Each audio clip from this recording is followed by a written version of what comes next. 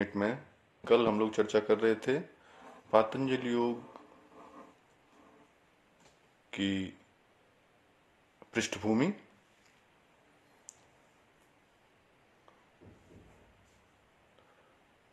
महर्षि पतंजलि के विषय में भी थोड़ी चर्चा हमने की थी। ईसा पूर्व 400 वर्ष यानी ईसाइयों के जो प्रथम गुरु हैं यीशु मसीह, उनके जन्म से 400 वर्ष पूर्व लगभग ये हमारे पातंजलि योग सूत्र का रचना काल माना जाता है। हालांकि इसके जो संदर्भ हैं वो विभिन्न ग्रंथों से मिलते जुलते हैं, इसलिए इसके रचना काल का कोई सटीक प्रमाण उपलब्ध नहीं है। फिर भी ये हम मान के चलें कि महर्षि पतंजलि ने योग से संबंधित सभी ज्ञान को एकत्रित कर और उसे सूत्रबद्ध यानी माले में पिरोने का काम किया, और इसका लाभ यह है कि 195 सूत्रों का यह योग महाग्रंथ हम लोगों के सामने उपलब्ध है। कल जैसा कि हमने चर्चा की थी, इनके चारों सोपानों में किन किन विषयों की चर्चा है। अब उससे आगे आज हम लोग चर्चा करेंगे फर्स्ट यूनिट के सिलेबस के आधार पर चित्त वृत्तियां। महर्षि पतंजलि के अनुसार 5 वृत्तियां बताई गई हैं। प्रमाण, विपर्य, विकल्प, निद्रा, स्मृति है। वैसे इनको उन्होंने पहले 5वें सूत्र में वृत्तयः पंचतयः क्लिष्टा क्लिष्टाः, वृत्तियों को क्लिष्ट और अक्लिष्ट 2 भागों में विभक्त किया है। और ये 5 वृत्तियां हैं प्रमाण। अब इसके बारे में हम लोग विस्तार से चर्चा करेंगे। प्रमाण, विपर्य, विकल्प, निद्रा और स्मृति। प्रमाण का अर्थ है सही ज्ञान, राइट नॉलेज। इसका चूंकि ये योग दर्शन है, तो दर्शन शास्त्र में प्रमाण शब्द की चर्चा बार बार आई है। प्रमाण से अर्थ है राइट नॉलेज, और प्रमाण का जो उल्टा है वो है भ्रम, जो आपने दर्शन शास्त्र के या कहिए कि अन्य दर्शनों में भी जिसकी चर्चा है बार बार। तो अभी हम लोग महर्षि पतंजलि के प्रमाण की बात कर रहे हैं, और उन्होंने इसे बताया है पातंजलि योग सूत्र के 7वें सूत्र में।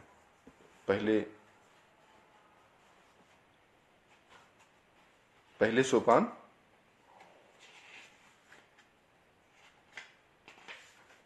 के 5वें सूत्र में वृत्तयः पंचतयः क्लिष्टा क्लिष्टा, 6ठे सूत्र में प्रमाण, विपर्य, विकल्प, निद्रा, स्मृति, और 7वें सूत्र में प्रमाण की परिभाषा की गई है प्रत्यक्षानुमानागमाः प्रमाणानि।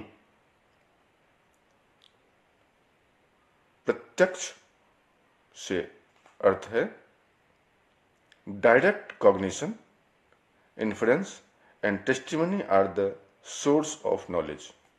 प्रमाण का अर्थ स्वामी सत्यानंद जी ने जो एक्सप्लेन किया है उसके अनुसार प्रमाण को प्राप्त करने के लिए डायरेक्ट कॉग्निशन, इन्फरेंस और टेस्टिमनी, ये 3 स्रोत बताए गए हैं। कहने का अर्थ ये कि जो कुछ भी ज्ञान और सच्चा ज्ञान जो संदर्भों के माध्यम से यानी आप्त वचनों में या प्रामाणिक ग्रंथों में जो दिया गया है वो प्रमाण है। अब प्रश्न यह उठता है कि क्या आप्तवचनों को या प्रामाणिक ग्रंथों के ज्ञान को सही मान लिया जाए?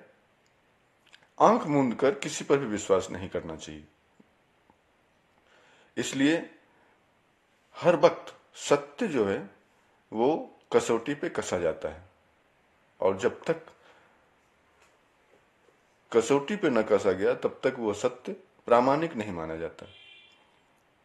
तो उस प्रमाण को हम लोग महर्षि पतंजलि के अनुसार इस रूप में माने कि जो सत्य है वही प्रमाण है। अब दूसरा सवाल यह उठता है कि प्रमाण यदि सत्य है और सच्चे ज्ञान को ही प्रमाण कहते हैं, तो ये वृत्ति कैसे है, और क्या ये हमारे योग के क्षेत्र में योग साधना के पथ पर बाधक है? तो जी हाँ, निश्चित रूप से प्रमाण जो है वो राइट नॉलेज वो हमारे साधना में बाधक होता है। अब एक छोटा सा उदाहरण है, जैसे आपने हठ योग पढ़ा, आपने तंत्र की बातें ज्ञान प्राप्त की, आपने जाना कि हमारे शरीर में ये 7 चक्र हैं और उन चक्रों के विभिन्न कमल हैं और उन कमलों में विभिन्न पंखुड़ियां हैं और उनका एक बीज मंत्र है और उनके साथ में उनके व्याहृतियां हैं। जैसे मूलाधार चक्र में लंग है, स्वाधिष्ठान में वंग है, मणिपुर में यंग है। तो इन बीज मंत्रों के साथ में इन चक्रों का वेदन आसान हो जाता है, या कहिए कि इन मंत्रों के माध्यम से इन चक्रों का वेदन संभव है। अब ये ज्ञान आपने आप्त वचनों से या प्रामाणिक ग्रंथों से प्राप्त कर लिया। जब आप साधना के लिए बैठेंगे तो बार बार आपके चित्त में जो ज्ञान संग्रहित है वो ज्ञान आपको बार बार वहीं लेके जाएगा कि वो चक्र हमें बंद आंखों से दिखाई दे रहा है कि नहीं दे रहा है, वो कमल हमें, पंखुड़ियां हमें दिखाई दे रही हैं कि नहीं दे रही हैं। यदि वो सब सही सही दिखाई दे रही हैं तो हम साधना पथ पर सही चल रहे हैं, और यदि वो नहीं दिखाई दे रहा है तो शायद हमारी साधना अधूरी रह रही है, या अब तक तो कुछ दिखाई दिया नहीं तो साधना कैसे हुई। तो ये संशय हमारे दिमाग में डाल देता है, और ये संशय ही हमें अपने साधना से हटा देता है, या कहिए कि हमारा चित्त उसी तरफ भटकता है। चित्त की चंचलता इस ओर प्रेरित करती है कि हम योग के पथ पर आगे नहीं बढ़ पाते। योग के क्षेत्र में, योग की दिशा में, योग की साधना में प्रमाण एक बहुत बड़ा बाधक है, एक बहुत डिफिकल्ट वृत्ति है। अब प्रमाण को समझने के बाद दूसरी जो वृत्ति महर्षि पतंजलि ने बताई है वो विपर्य, और पातंजलि योग सूत्र के प्रथम सोपान के 8वें सूत्र में विपर्यो मिथ्या ज्ञान मत्तद्रूप प्रतिष्ठम, यानी रॉन्ग नॉलेज। विपर्य मतलब, प्रमाण मतलब सच्चा ज्ञान, और विपर्य मतलब झूठा ज्ञान। अब जब सच्चा ज्ञान हमारे साधना में बाधक है तो सोचिए झूठा ज्ञान तो निश्चित रूप से बाधक होगा। ये जो सूत्र है विपर्यो मिथ्या ज्ञान मत्त द्रूप प्रतिष्ठम, इसे स्वामी सत्यानंद जी ने एक लाइन में एक्सप्लेन किया है, wrong conception is false knowledge which is not based on its own form। ऐसी विद्या, ऐसा ज्ञान जो सही में उपलब्ध नहीं है, सच्चाई उसमें नहीं है। जैसे आजकल कोरोना का संकट घर आया हुआ है, चारों तरफ लोग इसके विषय में भ्रांतियां भी फैला रहे हैं। उसमें कितनी सच्चाई है सबको नहीं पता, लेकिन वो अधूरा ज्ञान या कहिए झूठा ज्ञान लोगों को भटका रहा है, लोगों के जीवन को प्रभावित कर रहा है। उसमें से कुछ ज्ञान सच्चा भी हो सकता है, कुछ झूठा भी हो सकता है। अब ये जो सच्चे झूठे का अंतर है, इसे समझना बहुत मुश्किल है। जैसे दर्शन में बार बार ये प्रसंग आता है सांप और रस्सी का। रस्सी को भी हम कभी कभार भूलवश सांप समझ लेते हैं, और फिर वही सिहरन, वही डर, वही रिएक्शन जो सांप की वजह से होता, वो उस रस्सी की वजह से होता है। अब सवाल उठता है कि जब मिनट भर बाद या अगले पल जब हमें ये ज्ञान होता है कि वो सांप नहीं थी, रस्सी थी, तो ऐसे में अपने ऊपर क्रोध भी आता है और हंसी भी आती है। लेकिन यदि वो सांप होता, सांप भी हो सकता था, तो फिर आपके रिएक्शन सही थे। लेकिन सांप और रस्सी के भेद को नहीं जान पाना, ये विपर्य है। प्रमाण को दूसरे उदाहरण में इस तरह भी समझाया जाता है, अग्नि और धुआं। अब जैसे एक नॉलेज कहता है, प्रमाण ये कहता है कि जहां आग है वहां धुआं होगा। अब इसमें क्वेश्चन ये अराइज होता है कि क्या हर धुआं, जहां भी धुआं दिखाई दे रहा है वहां अग्नि होगी ही होगी? कोई जरूरी नहीं है, हो सकता है वो धुंध हो सकता है वो फॉग हो। तो ऐसे में हमारा ये नॉलेज कि आग है तो धुआं होगी, जो धुआं है वो आग की वजह से है, ये नॉलेज, ये ज्ञान वहां पे मिथ्या हो जाएगा जहां पे फॉग है। फॉग को देख करके भी हम ये अनुमान लगा सकते हैं कि वहां धुआं है तो आग होगी। आग और धुएं का ये अंतर, ये विवेक पूर्वक समझा जा सकता है। प्रमाण और विपर्य को बस छोटी सी एक रेखा है जो परिभाषित करती है और दोनों में अंतर स्पष्ट करती है। सांप और रस्सी का उदाहरण, आग और धुएं का उदाहरण इसके लिए सटीक है। अब जैसा कि हमने बताया कि प्रमाण, राइट नॉलेज किस तरह से हमारे योग पाथ में बाधक है, उसी तरह विपर्य, रॉन्ग नॉलेज निश्चित रूप से योग पथ में बाधक होगा। अब जो तीसरी वृत्ति है विकल्प, शब्द ज्ञानानुपाति वस्तु शून्यो विकल्प। इसे स्वामी सत्यानंद जी ने एक्सप्लेन किया है, following upon knowledge through words but empty of an object is fancy. यानी शब्द के माध्यम से, शब्द ज्ञानानुपाति वास्तु शून्यो विकल्प। शब्द का मतलब है साउंड,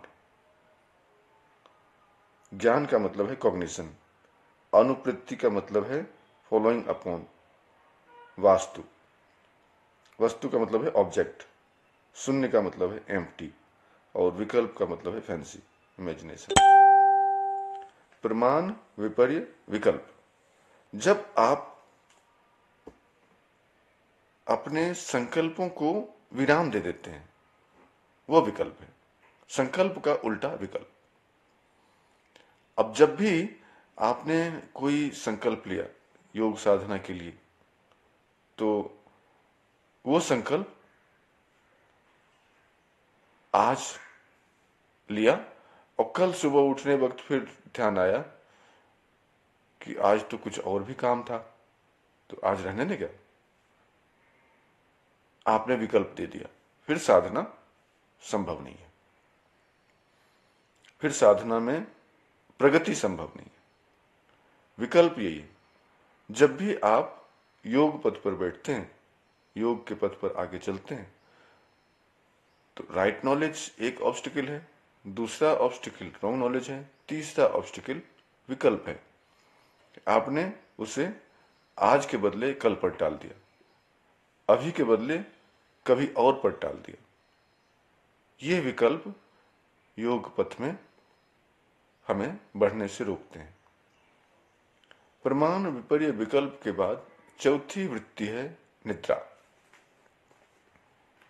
और निद्रा को 10वें सूत्र में अभाव प्रत्यावलंबन व वृत्ति निद्रा, यानी ये जो वृत्ति है निद्रा, जब भी आप ध्यान करने बैठते हैं तो सबसे पहली जो समस्या आती है वो शारीरिक स्थिरता की। दूसरी जो समस्या आती है वो है परिवेश की, कहीं साउंड वगैरह आ गया, जो जिस साउंड की बात विकल्प में कही गई है। और आगे क्या समस्या आती है, जब सब कंसंट्रेशन बन गया, साउंड की कोई समस्या नहीं है, अब क्या आती है, अब आते हैं नींद के झोंके। ये नींद के झोंके किसी भी साधक को अपने पथ से डिगा सकते हैं। तो चौथी वृत्ति जो कि हमारी निद्रा है, इसे समझना बहुत जरूरी है, और इससे पार पाना उससे भी ज्यादा जरूरी है। लोग जगते हुए भी नींद में रहते हैं। एक ऐसी भी कहावत है कि जैसे आप कहीं खोए खोए से हैं, कहीं कुछ और आपके विचार चल रहा है, तो वो भी एक तरह का आपको जगाया जाता है, तुम सो रहे हो क्या, हालांकि आप सो नहीं रहे, लेकिन फिर भी यदि आप वहां पे कंप्लीटली प्रेजेंट नहीं है तो ऐसा कहा जाता है कि आप सो तो नहीं रहे। इसका मतलब है कि आपका कंसंट्रेशन पूरा नहीं है। दैट्स वाई योग के क्षेत्र में ये दो तरह की निद्रा है, एक तो सचमुच का फिजिकल नींद आ जाना, और दूसरा जो फिजियोलॉजिकल हमारी नीड है उसकी वजह से नींद आ जाना, और दूसरी समस्या है कि आप वहां होते हुए भी कहीं और खो जाना।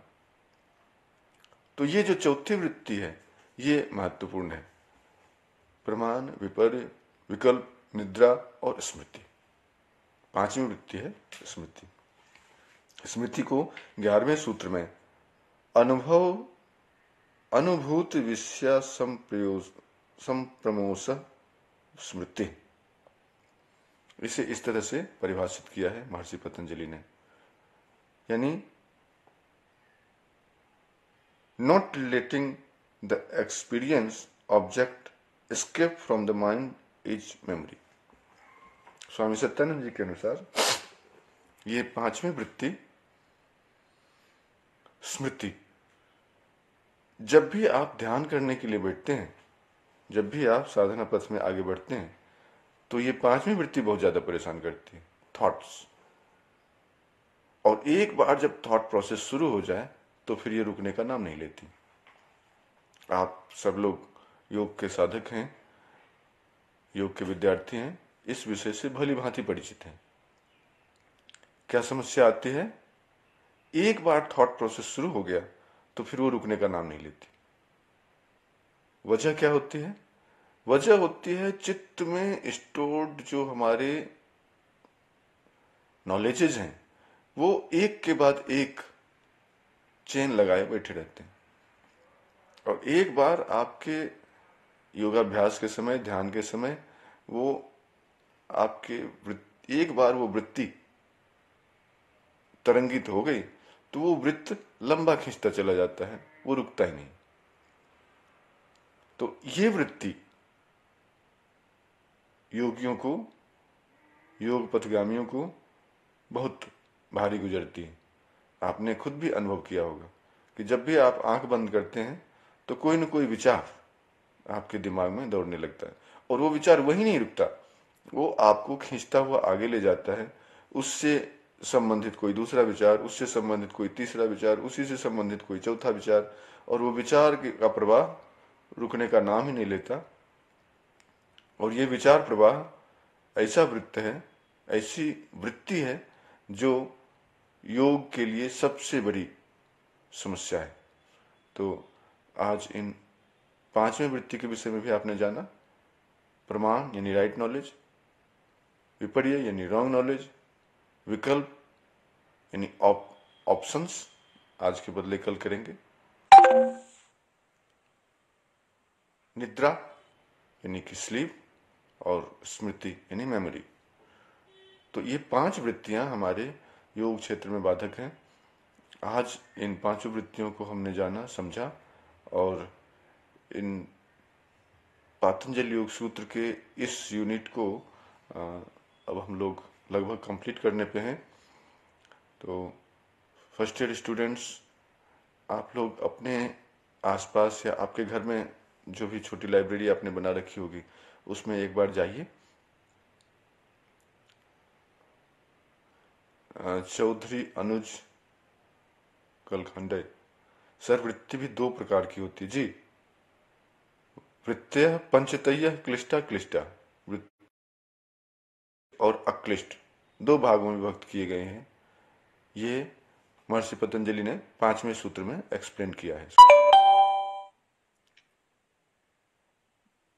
ये कुछ ऐसी वृत्तियां हैं जो क्लिष्ट हैं, और कुछ ऐसी वृत्तियां हैं जो अक्लिष्ट हैं। क्लिष्ट से मतलब मुश्किल। कुछ तो ऐसी हैं जो जा ही नहीं सकती, जिस पे कि विजय पाना होगा, और कुछ ऐसी हैं जो आसानी से जाती हैं, जिस पर विजय प्राप्त करना आसान होता है। वित्तीय पंचतय क्लिष्टा क्लिष्टा। तो आप सब लोगों ने बहुत ही ध्यानपूर्वक, बहुत ही स्थिरतापूर्वक हमारी इस क्लास का, हमारे इस संबोधन को सुना। बहुत बहुत धन्यवाद।